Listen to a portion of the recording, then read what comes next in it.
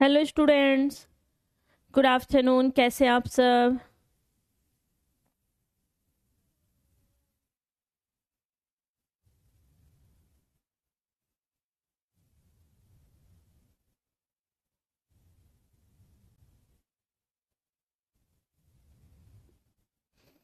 Very good afternoon.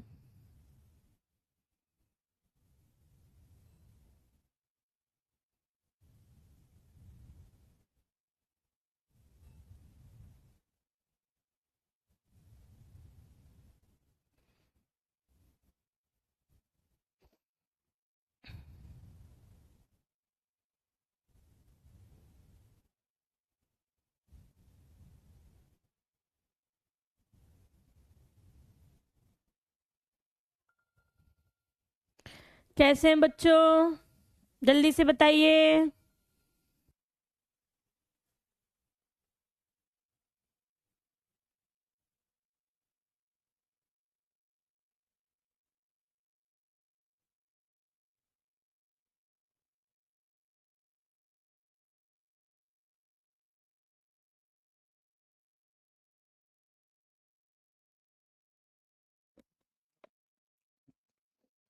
अच्छा चलिए, थोड़ी सी एक बात करते हैं हम सभी। आज आपका नेट का पेपर था, आप सबको पता है ना? राइट? सब जानते हैं। तो आप सबको मैं यहाँ पर बता दूं एक बार कि यहाँ पर एक क्वेश्चन आया है नेट के अंदर, और वो आया है कारक से। और कारक का भी क्या आया है? क्रम।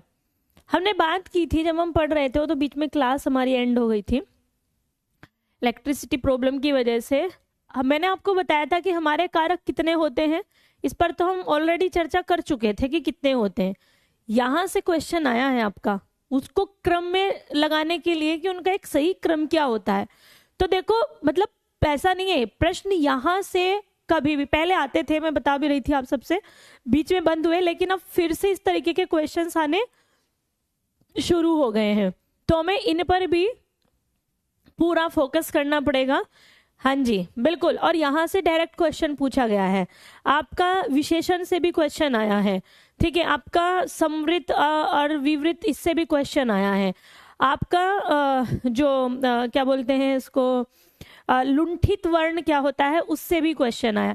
तो मतलब इस तरह से अगर देखा जाए तो 5-6 नंबर तो हम यहीं से अपने लपेट लेंगे, अगर अगली बार भी इसी तरीके का क्वेश्चन आपको देखने के लिए मिला तो। ठीक है, तो काफी चीजें ऐसी है, जरूरी नहीं है कि अगर 2 साल से कोई क्वेश्चन नहीं आया तो तीसरे साल भी नहीं आ सकता। अगर हमारे सिलेबस के अंदर जिक्र है तो मतलब वहां से रिलेटेड प्रश्न भी आने की संभावना है। चलिए, तो कल था हमारा उपसर्ग प्रत्यय कर चुके थे, लिंग कर चुके थे, वचन थोड़ा सा हमारा बचा हुआ था, इस पर हम फोकस करेंगे आज भी। और फिर कारक और कारक की कितने होते हैं, और उसके बाद में समास के बाद में हम पढ़ेंगे यहाँ पर क्रिया। तो समास और क्रिया, जो जो हमारी मेन चीजें हैं, जैसा क्वेश्चन हमसे बन सकता है, उन सब के बारे में हम यहाँ पर आज बढ़ेंगे। चलिए, तो स्टार्ट करेंगे अपने आज के सेशन को। समास पर जाने से पहले कल का हमारा थोड़ा सा बचा हुआ है, उस पर आते हैं। हम यहाँ पर थे प्रत्यय से, जब हम बहुवचन बना रहे थे, ये हम बना चुके थे। आकारांत पुल्लिंग में आ की जगह पर ए कर देने से बहुवचन बन जाता है। जैसे बच्चा से शब्द बना था बच्चे, राइट? तो यहाँ पर बिंदी नहीं लगनी है, मैंने आपको बताया था, इस चीज को आपको याद रखना है। जैसे लड़का है, लड़का का बहुवचन हो जाएगा लड़के, और ऊपर आपको जो ध्यान रखना है वो ये कि ऊपर बिंदी नहीं लगती है, जो मेन पॉइंट आपको याद रखना था। फिर यहाँ से नेक्स्ट पॉइंट था हमारा आकार, अकारांत या आकारांत, अकारांत या आकारांत। स्त्रीलिंग शब्दों में ए जोड़ने से बहुवचन शब्द बन जाते हैं। क्या जोड़ने से? ए, यानी कि अब की बार जो हम ये मात्रा लगाएंगे, इसके साथ में बिंदी भी लगाएंगे, ए के साथ में, यहाँ पर आपको दिख रहा होगा बिंदी भी आपकी लगेगी। तो ये बिंदी कहाँ लगती है हमारी? ये लगती है हमारी स्त्रीलिंग में, राइट? जो हमारे स्त्रीलिंग से बहुवचन बनते हैं वो हमारे ए के साथ में यानी कि बिंदी के साथ में बनते हैं। जोड़ने से बहुवचन शब्द बन जाते हैं, जैसे पुस्तक, जैसे पुस्तक का बहुवचन बनाया तो पुस्तकें, है ना। जैसे किताब, किताब का बहुवचन बनाया तो किताबें, ये हुआ ना। जैसे सड़क का बहुवचन बनाया तो सड़कें, बातें, राइट। तो इससे इसके साथ में हमारी बिंदी लगेगी। तो बिंदी कहाँ लग रही है हमारी, वो लग रही है हमारे जो स्त्रीलिंग शब्द है उनके साथ में। नेक्स्ट क्वेश्चन, नेक्स्ट पॉइंट, अगला पॉइंट है आदरणीय व्यक्तियों के लिए बहुवचन का प्रयोग होता है। कभी कभी मान लो आपसे क्वेश्चन नहीं आ जाए कि पिताजी कैसा वचन है, एक वचन कि बहुवचन, और हम ज्यादातर सोचते हैं कि पिताजी तो एक ही है। अब दो तो पिताजी नहीं होते हैं, तो इसलिए कैसे हो जाएंगे, एक वचन में, जो कि नहीं होता। पिताजी शब्द हमेशा बहुवचन में होगा, क्योंकि वो क्या है, हमारे आदरणीय हैं। तो जैसे पिताजी, माताजी, बड़ी बहन, बड़े भाई, गुरुजी, ऋषि, मुनि, ये सब हमारे किस में जाते हैं, सब हमारे बहुवचन शब्दों में चले जाते हैं। तो आदरणीय व्यक्तियों के लिए बहुवचन का प्रयोग होता है, जैसे पिता, जैसे माता, जैसे गुरु, जैसे ऋषि, जैसे मुनि आदि। ये सब हमारे क्या क्या है भाई, ये सभी हमारे बहुवचन शब्दों में आते हैं। कुछ शब्द सदैव बहुवचन में ही प्रयोग होते हैं, हमेशा ही बहुवचन में ही आएंगे, चाहे ये कैसे भी रहे, ये हमेशा बहुवचन में ही जाते हैं। जैसे आंसू, मेरे आंसू निकल गए, तो हम हमेशा क्या कहते हैं, हम ये कहेंगे मेरा आंसू निकल गए, नहीं हम कहेंगे मेरे आंसू निकल गए, तो ये हमेशा बहुवचन में रहता है। आपके दर्शन पाकर हम धन्य हो गए, प्राण, मेरे प्राण निकल गए, बाल बाल बच गए, हस्ताक्षर भी हमेशा हमारा बहुवचन में आता है, अक्षत यानी कि चावल भी हमेशा हमारा बहुवचन में आता है। भाई चावल चढ़ाए जाते हैं, ऐसे ही पुष्प, पुष्प भी हमारा बहुवचन में ही प्रयोग किया जाता है। उसके बाद है कुछ शब्द सदैव या हमेशा एक वचन में ही प्रयोग होते हैं। कुछ शब्द ऐसे होते हैं जो हमेशा एक वचन में ही प्रयोग होंगे, भले ही वो बहुवचन है लेकिन फिर भी एक वचन। जैसे सामान, सामान थोड़ा नहीं होता है, सामान बहुत सारा होता है, लेकिन फिर भी क्या कहते हैं, सामान लूट लिया गया, तो सामान हमेशा एक वचन में प्रयोग होगा। माल हमेशा एक वचन में प्रयोग होगा। सहायता, सहायता चाहे आप एक की करो, दो की करो, 10 की करो, तो ये कहेंगे कि मैंने उनकी सहायता की, तो सहायता शब्द जो है वो हमेशा आपका एक वचन में ही प्रयोग किया जाता है। तो ये हुआ हमारा एक वचन बहुवचन। अब बात करेंगे कारक की, अब हम बात करेंगे कारक की। अब आप मुझे ये बताइए सबसे पहले कि जो हमारे कारक हैं वो कौन कौन से होते हैं। चलिए आप सब मुझे कारक के नाम बताओ फटाफट से, जितने बच्चे हैं यहाँ पर।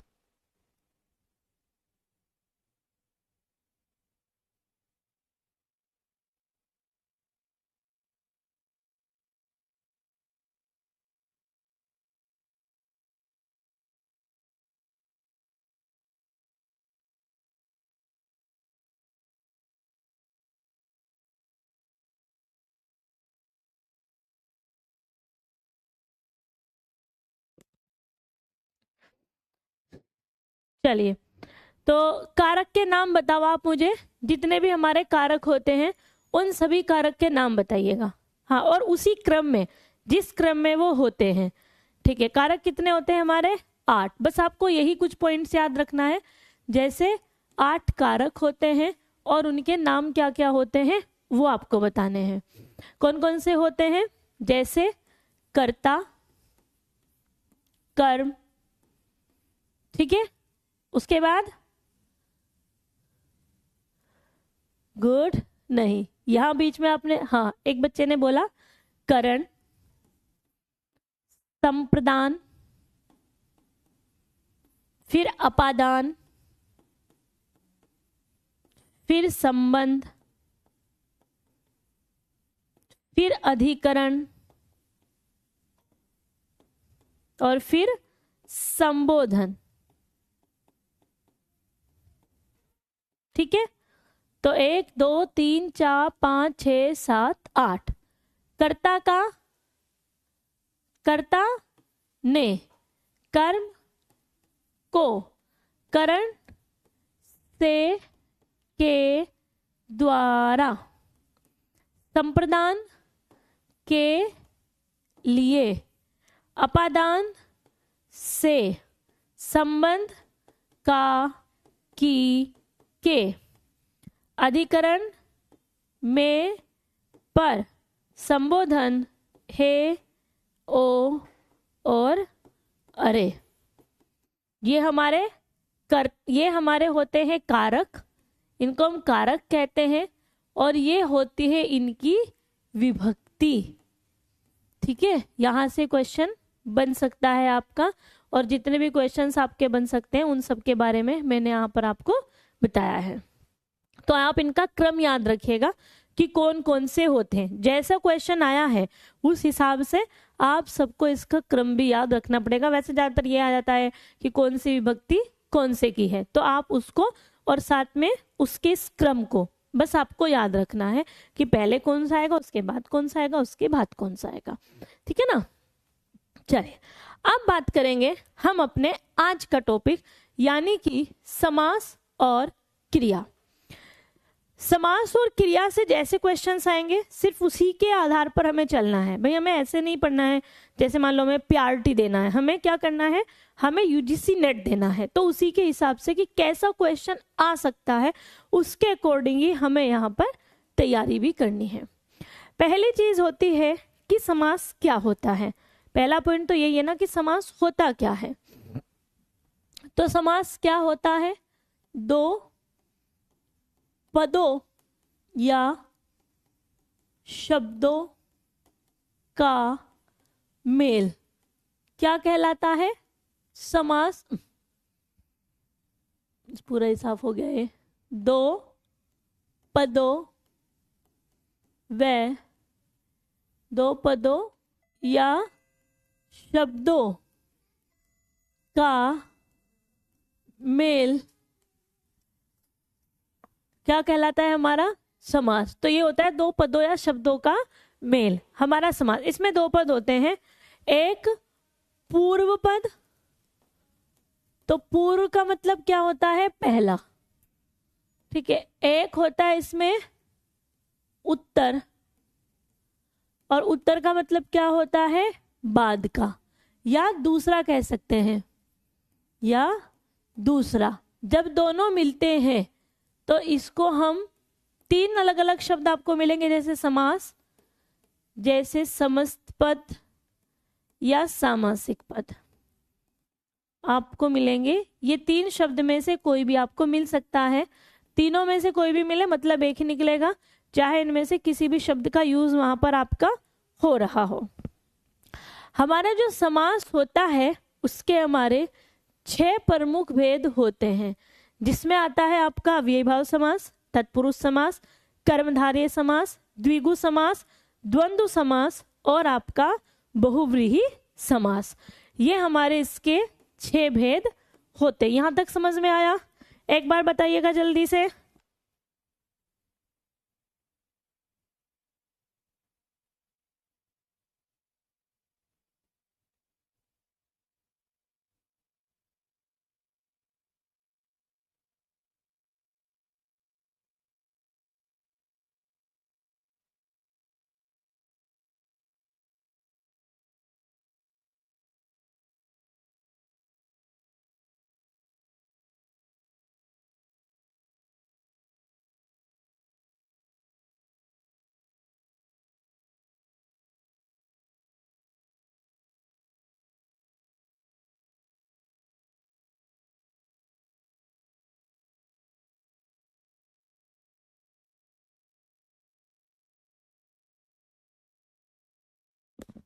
ठीक है, ओके, यहाँ तक क्लियर हो गई चीजें।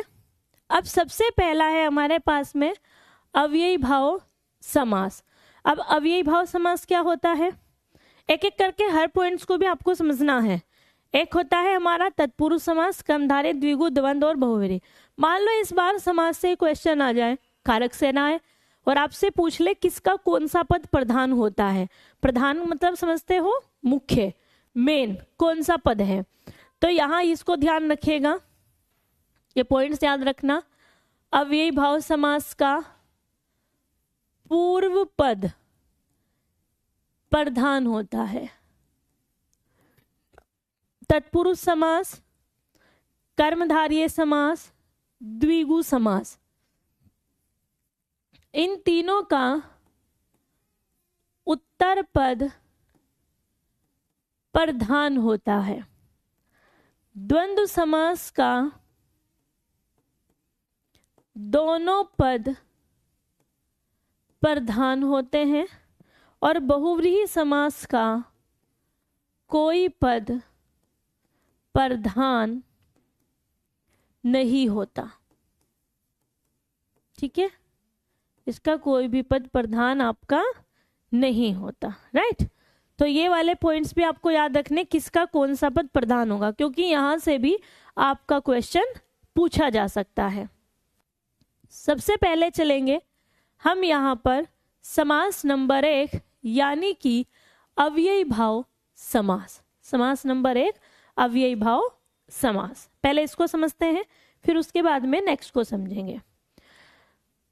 जिस समास का पूर्व पद यानी कि पहला पद प्रधान हो और वह अव्यय हो। अव्यय का मतलब क्या होता है, अव्यय का मतलब होता है अविकारी। अव्यय का मतलब क्या होता है, अविकारी। अविकारी मतलब जिसमें कोई परिवर्तन नहीं होता है, उसको कहते हैं, उसे अव्ययी भाव समास कहते हैं। जैसे आ, यथा, भर, पड़ती। एक शब्द में बना के दिखाऊंगी, बाकी शब्द आप मुझे बताओगे। जैसे आ जन्म है ना, आ से शब्द बना आ जन्म, तो ये कैसा हो जाएगा, अव्ययी भाव समास में आ जाएगा। ये किस में जाएगा, अव्ययी भाव समास में। अब आप मुझे बाकी के बनाकर दिखाओगे, ऐसे ही इन सब से शब्द बनेंगे। यथा से, भर से, प्रति से, हर से, इनसे शब्द बनाओ फटाफट से, जल्दी जल्दी।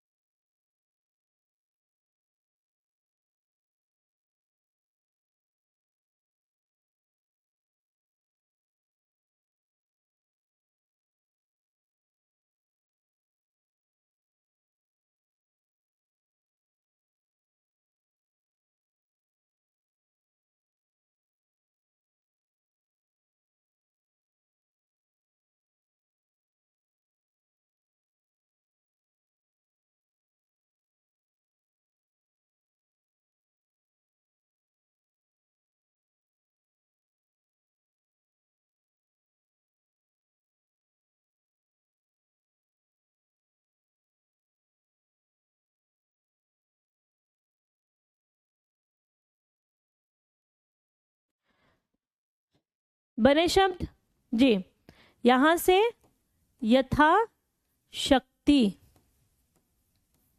भर से भर पेट, प्रति से प्रतिदिन। ठीक है, तो इस तरीके से यहां से आपके इससे शब्द बनेंगे। प्रति का प्रतिदिन, यथा का यथाशक्ति। राइट, इस तरीके से हम शब्द बना सकते हैं। नेक्स्ट है हमारा तत्पुरुष समास। अब हमें इसके बनाने भी, देखो हमने कारक तो समझ ही लिए हैं कि हमारे कौन कौन से कारक होते, तो हमारे 8 कारक हैं। जो हमारे तत्पुरुष समास होते हैं इनका जो विभाजन होता है वो कारक के आधार पर ही होता है। अब पहले इसको समझ लीजिए तब बात करेंगे। जिस समास का उत्तर पद प्रधान हो और पूर्व पद गौण हो, पूर्व मतलब पहला पद गौण हो। अब एक पॉइंट और जोड़ना है इसमें, तथा दोनों पदों के मध्य, दोनों पदों के मध्य कारक चिन्ह का लोप हो, दोनों पदों के मध्य कारक चिन्ह का लोप हो, वह क्या है? तत्पुरुष समास है। जैसे राजकुमार यानी कि राजा का कुमार, है ना? ओके, हाँ जी, क्लियर। अब इसको थोड़ा सा समझिएगा। देखो, कारक विभक्तियों के नाम के अनुसार तत्पुरुष समास के 6 भेद होते हैं। कारक विभक्तियों के अनुसार तो जो सबसे पहला हमारा कारक है यानी कि कर्ता, और जो सबसे लास्ट वाला है यानी कि संबोधन, इन दोनों के अलावा बाकी से हमारे समास, ये जो तत्पुरुष समास है वो हमारा बनता है। शब्द आप बनाकर दिखाओगे, एक आपको मैं बनाऊंगी। जैसे पहला है कर्म तत्पुरुष समास। इसमें क्या है? इसमें कर्म कारक की विभक्ति को का लोप होता है। इसका लोप होता है को। जैसे मैंने शब्द बनाया यहां पर रथ चालक, तो रथ को चलाने वाला, रथ चालक मतलब रथ को चलाने वाला। प्रत्युत्तर, हाँ प्रत्युत्तर भी हो जाएगा क्योंकि प्रति पहले आ रहा है ना, तो प्रत्युत्तर भी हमारा हो जाएगा, बिल्कुल हो जाएगा। ठीक है, रथ को चलाने वाला। आप इनके टुकड़े करना, मैं आपको देती हूं यहां पर गगनचुंबी बनाइए, जेब कतरा बनाओ। इन दोनों के टुकड़े करो फटाफट से।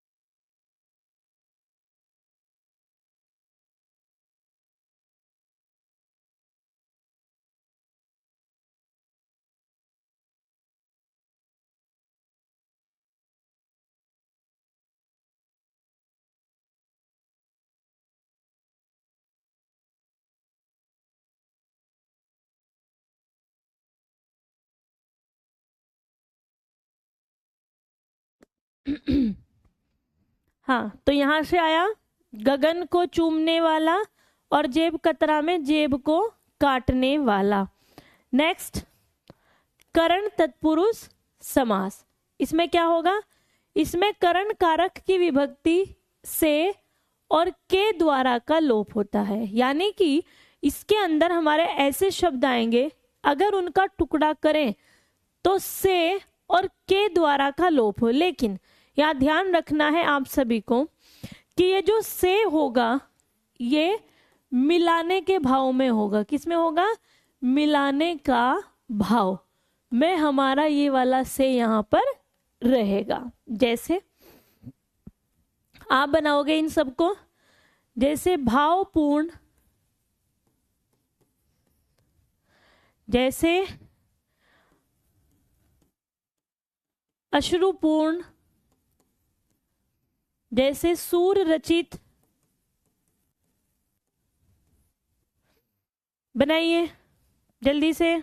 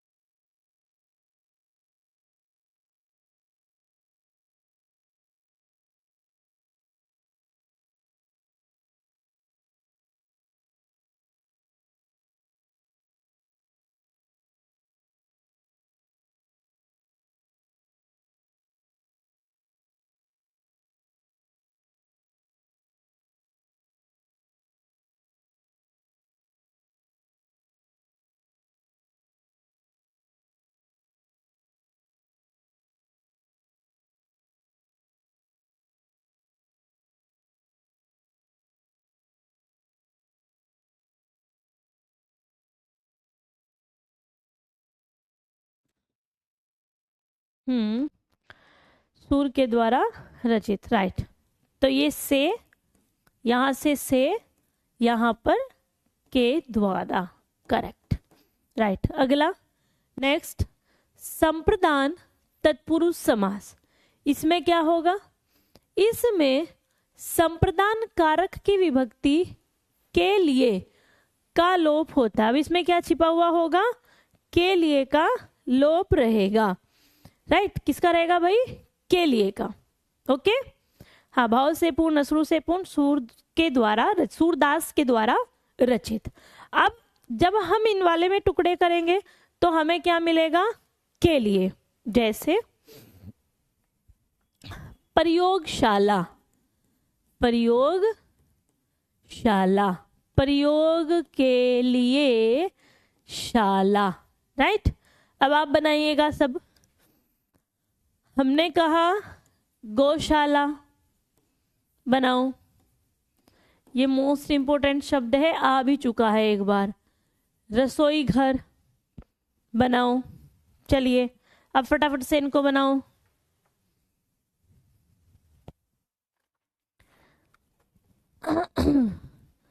बनाइए सर।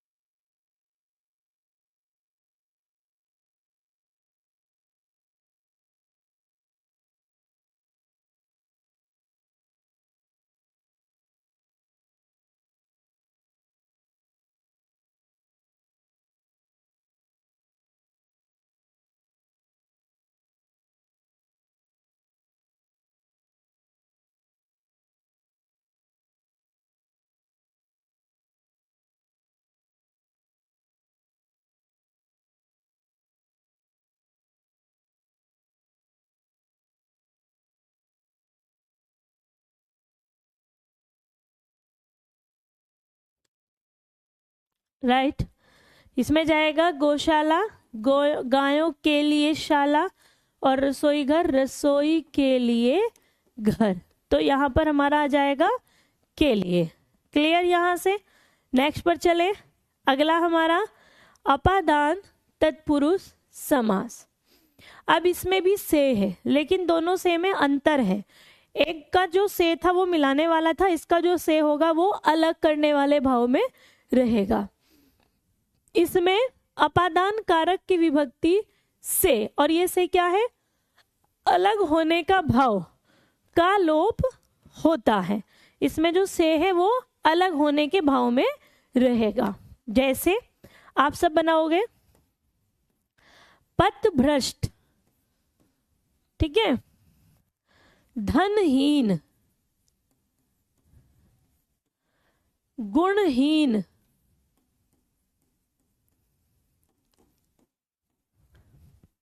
भावहीन। वो भाव पूर्ण था, ये भावहीन है। सबको बनाइए जल्दी से।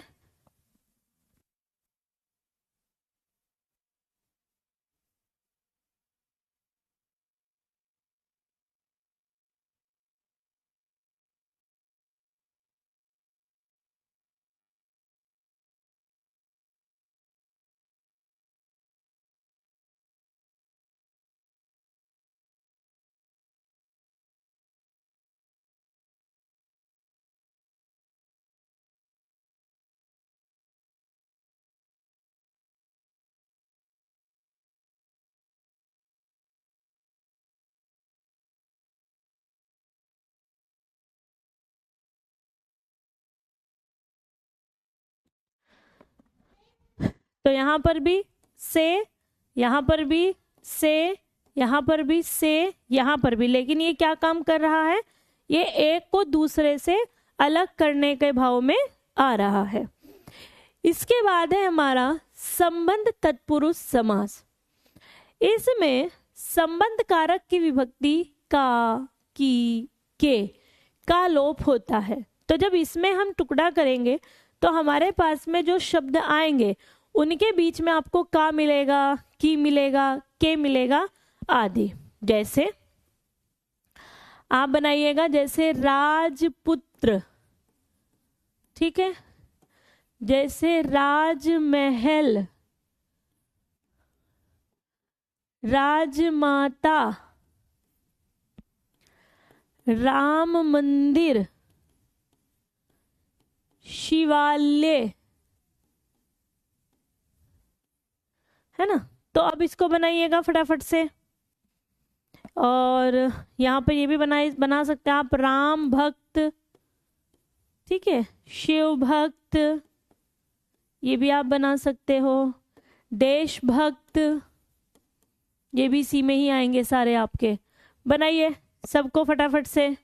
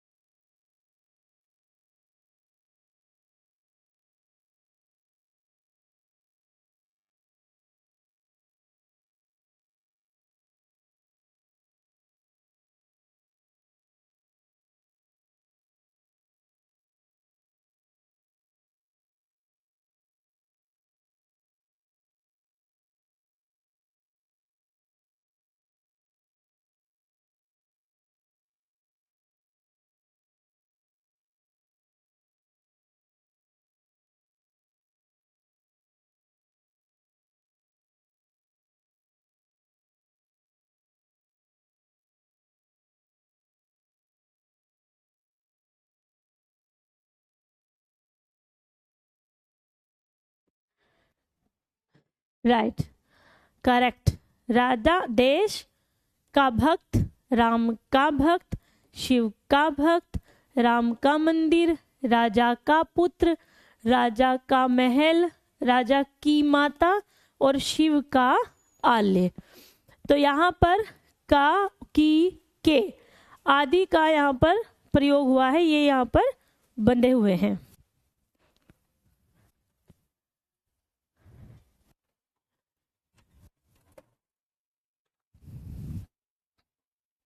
राइट, समझ में आया। नेक्स्ट चले, अगला है आपका अधिकरण तत्पुरुष समास। नेक्स्ट है आपका अधिकरण तत्पुरुष समास। अधिकरण की विभक्ति क्या होती है भाई? इसकी विभक्ति होती है में और पर। इसमें क्या होगा, में और पर का लोप रहेगा, मतलब ये आपके छिपे हुए होंगे। जैसे लोकप्रिय, जैसे लोकप्रिय, लोक में प्रिय, ठीक है। जैसे आप बीती, जैसे आप बीती तो अपने पर बीती। जैसे आपका हो गया गृह प्रवेश, गृह प्रवेश, घर में प्रवेश। तो जहां पर में और पर का लोप होता है वो हमारा क्या होता है, वो अधिकरण तत्पुरुष समास के अंतर्गत आता है। क्लियर हो गया, समझ में आ गया यहां तक। अब चलेंगे इसके नेक्स्ट पर। अगला है हमारा कर्मधारय समास। नेक्स्ट क्या है आपका, कर्मधारय समास। इसमें क्या है, जिस समस्त पद का उत्तर पद प्रधान हो, उत्तर मतलब बाद का, ठीक है, और पूर्व पद व उत्तर पद में, पूर्व पद और उत्तर पद, तो इसने कहा जो पूर्व पद है और जो उत्तर पद है इनमें क्या विशेषण विशेष्य, विशेषण विशेष्य या अथवा उपमान उपमेय, उपमान उपमेय का संबंध हो वह कर्मधारय समास कहलाता है। हम पढ़ेंगे भी, वैसे इसको हम अलग से भी पढ़ेंगे उपमान उपमेय को, क्योंकि जब हम अलंकार पढ़ेंगे तो अलंकार में वहां हम इसे डिटेल में पढ़ेंगे। यहाँ पर आप इसे समझने के भाव में पढ़ लीजिएगा। तो विशेषण क्या होता है भाई? विशेषण क्या होता है? विशेषण होता है जिसकी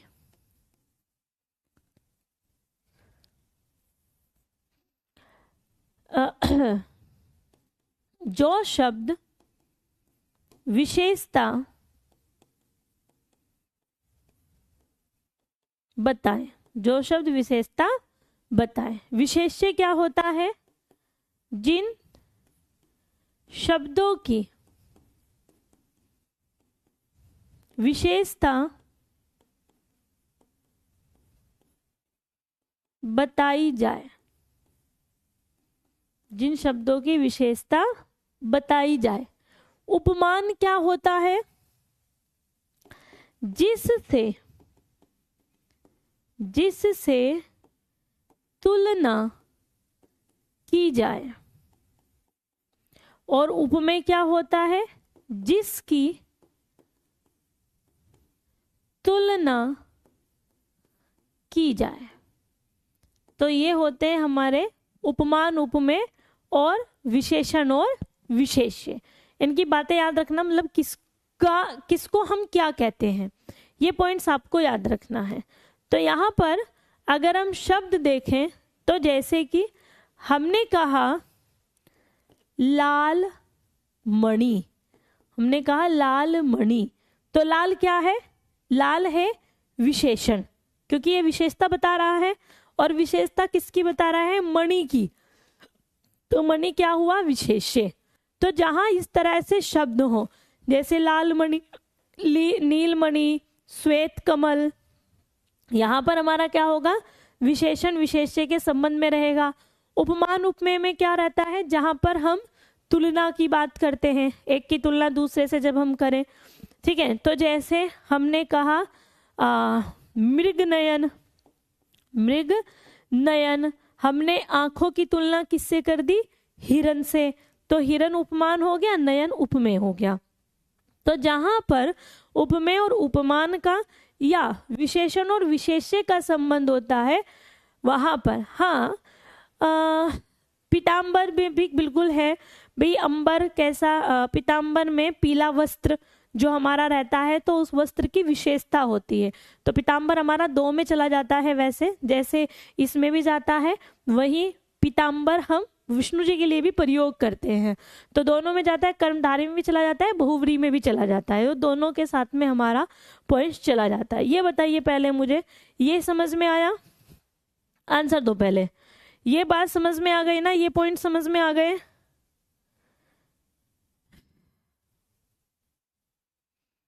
बताएं फटाफट से।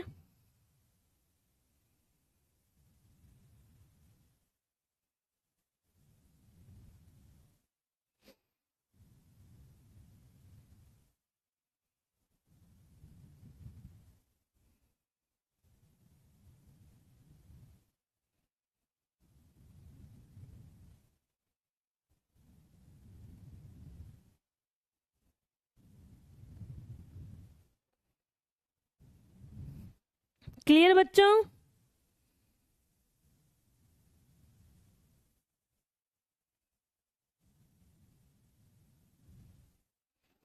ठीक है, आगे नेक्स्ट द्विगु समास। नेक्स्ट क्या है बेटा हमारा? द्विगु समास। अब द्वि मतलब होता है दो, मतलब संख्या। जहां पर संख्या की बात होगा वहां पर हमारा क्या हो जाएगा? वहां पर हो जाएगा द्विगु समास। जहां संख्या की बात हो लेकिन समूह भी रहे, मतलब संख्या के साथ में समूह भी हो। ये नहीं कि संख्या किसी और चीज को दिखा रहा हो, उसमें समूह का भी बोध होना आवश्यक है। तो जिस समस्त पद का पूर्व पद, मतलब जो पहला पद है, वो संख्यावाची हो और कैसा हो? इसमें समूह अथवा समाहार का ज्ञान हो। जैसे नव ग्रह, तो नव ग्रह में क्या है भाई? 9 ग्रह हैं, ऐसा नहीं है कि एक ग्रह को नवग्रह कह दिया हो, अलग अलग 9 ग्रह हैं जिनको हमने नवग्रह कहा। हमने कहा त्रिदेव, त्रिदेव। अब एक देव का नाम त्रि नहीं है, त्रिदेव में 3 ही देव आएंगे, ब्रह्मा विष्णु महेश, ब्रह्मा विष्णु और महेश, तो तीनों ही यहाँ पर आएंगे, राइट। तो त्रिदेव में हमारे तीनों आ जाते हैं। हम अकेले ब्रह्मा जी को तो नहीं कहेंगे। त्रिनेत्र नहीं बेटा, त्रिनेत्र शिव के लिए प्रयोग होता है, वो समूह की बात नहीं करता, वो किसी एक व्यक्ति की बात करता है। जहां पर किसी एक की बात हो, मतलब अन्य अर्थ दे, वो हमारा बहुव्रीहि में जाता है। लेकिन जैसे त्रिदेव है, ये एक समूह की बात कर रहा है, इसमें ग्रुप है। हाँ जी, त्रिवेणी में है, बिल्कुल त्रिवेणी, 3 अलग अलग वेणियों से मिलकर हमारी त्रिवेणी बनी है, तो वो अलग हो गया। चौराहा, 4 राहों का समूह है, तो चौराहा भी बिल्कुल आएगा आपका, तिराहा बिल्कुल आएगा आपका यहाँ से, है ना। नवरात्र आएंगे, नवरात्र 9 रात्रियों का समूह होता है ना नवरात्रि में भी। अब एक रात्रि को तो नवरात्रि नहीं कहते, 9 रात्रियों को मिलाकर हम नवरात्रि शब्द कहते हैं। तो ये हमारा किस में जाएगा, ये सभी हमारे द्विगु के अंतर्गत चले जाते हैं। उसके बाद आता है हमारा द्वंद्व समास। इसके बाद हमारा कौन सा आता है बेटा, द्वंद्व समास, राइट। जब हम बात करेंगे द्वंद्व की, जिस समस्त पद के दोनों पद प्रधान हो और उनका विग्रह करें। विग्रह का मतलब क्या होता है, विग्रह मतलब विच्छेद, मतलब अलग करें। और उस पर आपको और, अथवा, या, अगर हम उनको अलग करें तो अलग करने पर उनमें और, अथवा, या एवं लगे, वो हमारा द्वंद्व समास हो जाता है। ये आसान है, ये एक दूसरे के विपरीत शब्द रहते हैं ज्यादातर, जैसे माता पिता, सत्य असत्य, है ना, इधर उधर।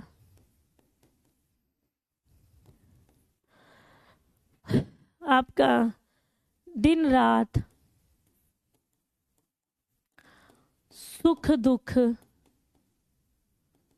आदि, ये सब हमारे किस में जाते हैं, हाँ जी, लोटा डोरी, माता पिता, राइट।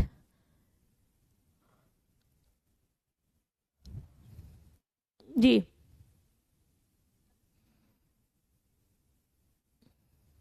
ठीक है, क्लियर हो गया, हाँ बिल्कुल एकदम से।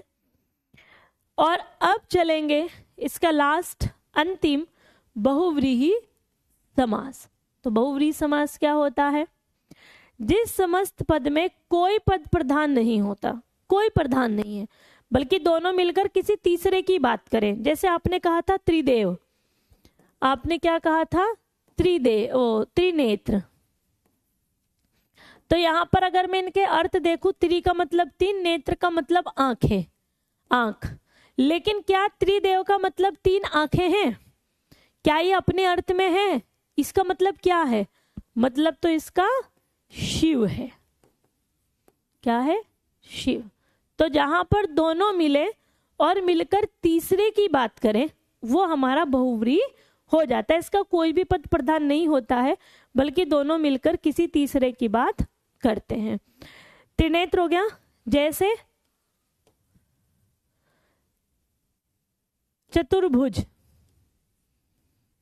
कौन है, चतुर मतलब 4, भुज मतलब भुजा, लेकिन बात किसकी हो रही है, विष्णु जी की, बिल्कुल। जैसे एक दंत, तो क्या ये एक दांत की बात है, एक दंत कौन है, गणेश जी, तो मतलब गणेश है। जैसे लंबोदर, लंबोदर लंबा और उदर शब्द से मिला है, लेकिन बात किसकी कर रहा है, गणेश जी की। तो जहां पर 2 शब्द मिलते हैं और किसी तीसरे की बात करते हैं, वहां हमारा बहुव्रीहि समास हो जाता है।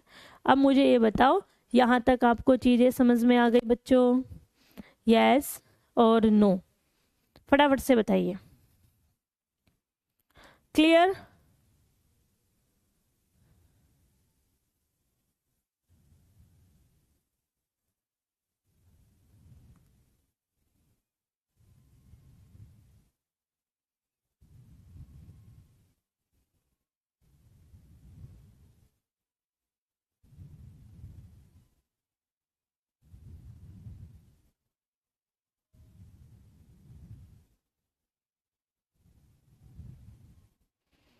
आगे चले।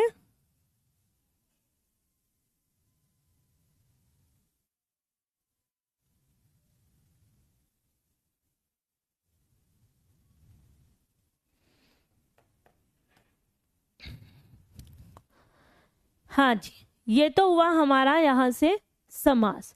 अब बात करेंगे क्रिया के। क्रिया किसे कहते हैं? पहला क्वेश्चन आपसे ही है मेरा, आप बताओ मुझे, क्रिया किसे कहते हैं? बताइए, आप किसे क्रिया कहेंगे? बोलो, परिभाषा क्या होगी इसकी? पढ़ेंगे तो याद भी करना है या सिर्फ पहले जो बुक पढ़ रहे हो ना, जो मैंने आपको बुक्स पढ़ने के लिए बोला, पहले आप उसे समझ समझ कर पढ़ो, याद करने पर मत जाइएगा। याद करोगे तो पूरा कंफ्यूजन में चला जाएगा। आप ऐसे पढ़ो जैसे आप कोई अध्यापक हैं, आप कोई टीचर हैं और आपको ये चीज किसी को पढ़ानी है। आप ऐसे करके पढ़ना तो आपको सारी चीजें समझ में आए। मतलब आप बहुत ही सीरियस, बहुत ही मैच्योर होकर किताब को पढ़िएगा, तब आपको किताब अपने आप से समझ में आ जाएगी। याद नहीं करेंगे, याद करने की जरूरत नहीं है अभी। किसी भी कार्य को करने की प्रक्रिया। ओके, बाकी बच्चे भी बताएं क्रिया क्या है, किसे कहेंगे? किसी कार्य का होना या करना क्रिया कहलाता है। कल एक शब्द आया था धातु, आया था ना एक शब्द धातु, तो वो यही क्रिया है। इस क्रिया का निर्माण किससे होता है? धातु से। क्रिया का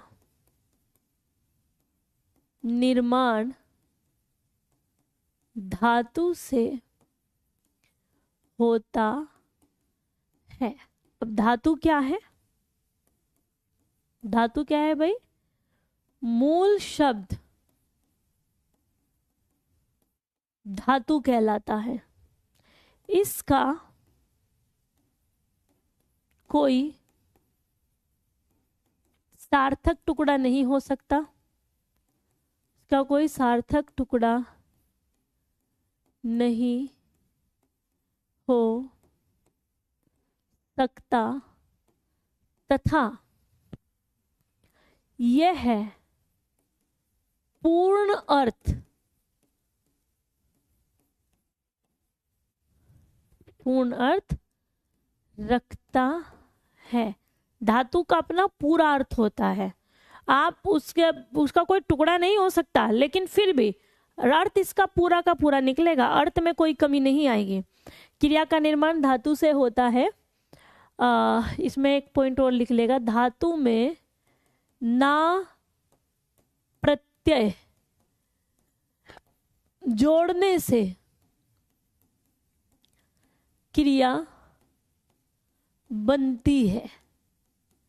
ठीक है, धातु में जब हम ना प्रत्यय जोड़ते हैं तो उससे हमारी क्रिया बनती है। जैसे अब देखना, धातु हमारी कौन सी है? जैसे चल, जैसे खा। हमने कहा चल, तो चल की पूरी बात है। मैं अगर आपको कहूँ, आप किसी को भी कहते हो कि चल, तो आपको पता है मतलब वो चलने के लिए कह रहा है, वो अपने पूरे अर्थ के साथ में रहती है। चल, खा, पी, रह, जा, आ, बैठ, उठ आदि, ये सब हमारी क्या है? क्रियाएं हैं। हमने कहा इसमें जब हम ना प्रत्यय जोड़ते हैं तो हमारी क्रिया बन जाती है। जैसे चलना, जैसे खाना, जैसे पीना, जैसे रहना, जैसे जाना, जैसे आना, जैसे बैठना, जैसे उठना। तो ये हमारी क्या बन जाती है? क्रिया बन जाती है। मेरी बात समझ में आ गई? इनमें से कुछ क्रियाएं ऐसी हैं जो अकर्मक है, कुछ क्रियाएं ऐसी हैं जो सकर्मक है। पता कैसे चलेगा? जिसमें क्या में उत्तर मिलता है वो सकर्मक होती है, जिसमें क्या में उत्तर नहीं मिलता है वो अकर्मक होती है। ओके ना? अब हम इसको ही आगे बढ़ने वाले हैं। हमारी जो क्रिया है, इस क्रिया के दो मुख्य भेद होते हैं। क्रिया के दो मुख्य भेद होते हैं। कौन कौन से होते हैं? पहला सकर्मक क्रिया, दूसरा अकर्मक क्रिया। दूसरा अकर्मक क्रिया। इसको यहीं के यहीं समझो थोड़ा सा मतलब को। इसने कहा सकर्मक। आप वैसे भी साहित्य के स्टूडेंट्स हैं तो आपको पता होना चाहिए शब्द शब्द का जो अर्थ निकलता है। स का मतलब क्या होता है?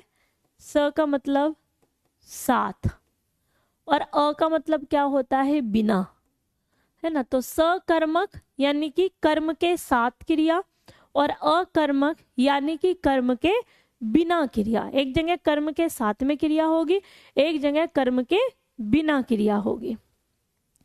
तो सबसे पहले हम बात करेंगे यहाँ पर सकर्मक क्रिया की। सकर्मक क्रिया की। तो पहले हमें सकर्मक क्रिया की परिभाषा पता होनी चाहिए कि सकर्मक क्रिया की परिभाषा क्या होती है। तो परिभाषा, जिस क्रिया के साथ कर्म हो अथवा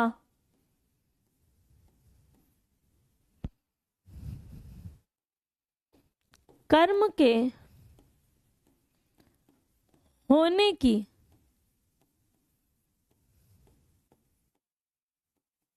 संभावना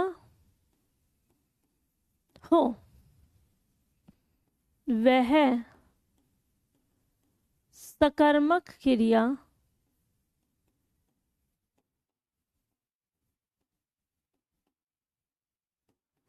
होती है। वह सकर्मक क्रिया होती है। जिस क्रिया के साथ में कर्म हो अथवा कर्म के होने की संभावना हो, वह सकर्मक क्रिया होती है। ठीक है, तो उसको हम क्या कहेंगे? सकर्मक क्रिया। अब इसमें क्या में उत्तर जरूर मिलेगा भाई, और कर्म जरूर होगा। या तो होगा या होने की संभावना होगी, या तो होगा या होने की संभावना होगी। हम कोई भी वाक्य बनाते हैं तो हमारा वाक्य कैसे बनता है? हमारा एक कर्ता है, कर्ता के बाद में कर्म है, कर्म के बाद में क्रिया आती है, जिसमें सारी चीजें रहेंगी, वो हमारी सकर्मक क्रिया होगी। जैसे मोहन पुस्तक पढ़ता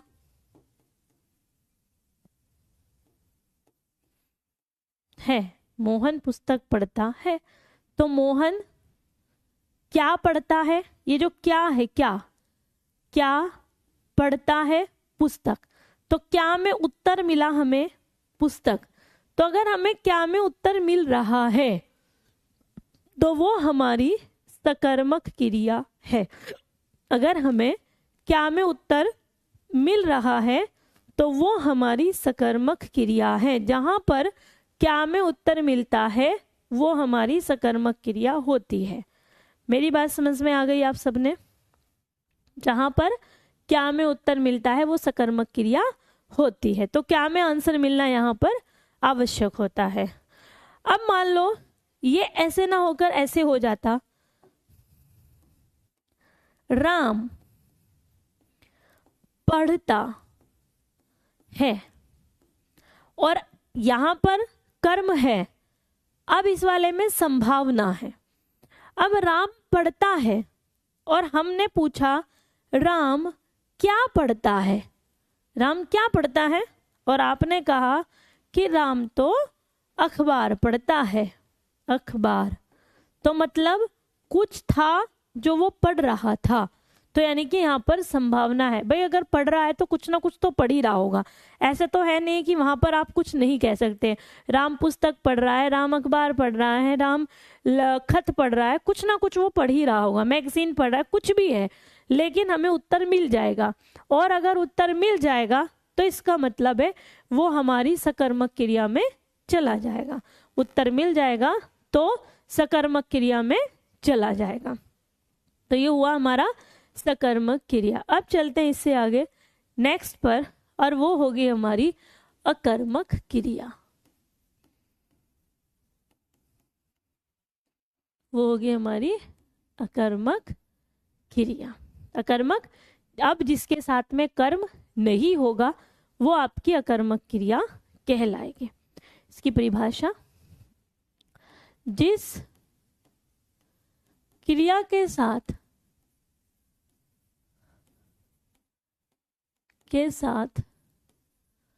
कर्म न हो तथा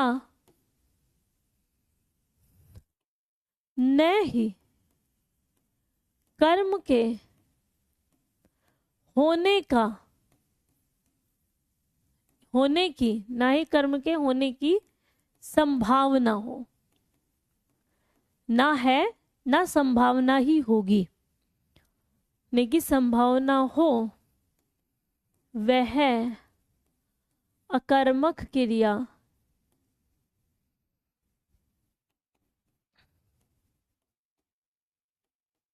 होती है। वह अकर्मक क्रिया होती है।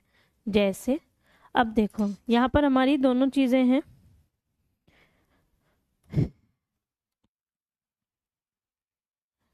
ठीक है। यहाँ पर हमारी दोनों चीजें, जैसे यहाँ पर कर्ता प्लस कर्म प्लस क्रिया, कर्ता प्लस कर्म प्लस क्रिया। अब कर्म आपको नहीं मिलेगा, ना है और ना संभावना में मिलेगा। जैसे चिड़िया उड़ती है, अब उड़ना तो क्रिया है, तो क्या कर्म है? चिड़िया क्या उड़ती है? बताओ, क्या आंसर दे दोगे आप यहाँ पर? चिड़िया क्या उड़ती है? हमने कहा बच्चा रोता है, तो हम कहें बच्चा क्या रोता है, तो क्या बच्चा क्या रोता है में आप आंसर दे दोगे? आएगा ही नहीं। क्यों? में आंसर मिल सकता है, कहाँ में आंसर मिल सकता है, लेकिन क्या में आंसर नहीं मिलेगा। और अगर क्या में आंसर नहीं मिलेगा तो मतलब समझ जाइएगा कि वहां पर अकर्मक क्रिया हो जाएगी। पहले तो मुझे बताओ, यहाँ तक सारी चीजें समझ में आ गई आप सबको? फटाफट से बताइए मुझे। तो जब है नहीं तो मतलब दोनों ही हमारी अकर्मक क्रिया में चला जाएगा, राइट। तो ये हुआ हमारा आज का एक महत्वपूर्ण सा टॉपिक, जिसके अंदर हमने समास और क्रिया को समझा है। तो आप सभी एक बार इस पूरे का क्या करना है, सिर्फ प्रैक्टिस कर लीजिएगा। क्वेश्चंस मैं करवाऊंगी ही आप सबको, फिर हम अपने क्वेश्चंस करेंगे बाद में। क्लियर बच्चों?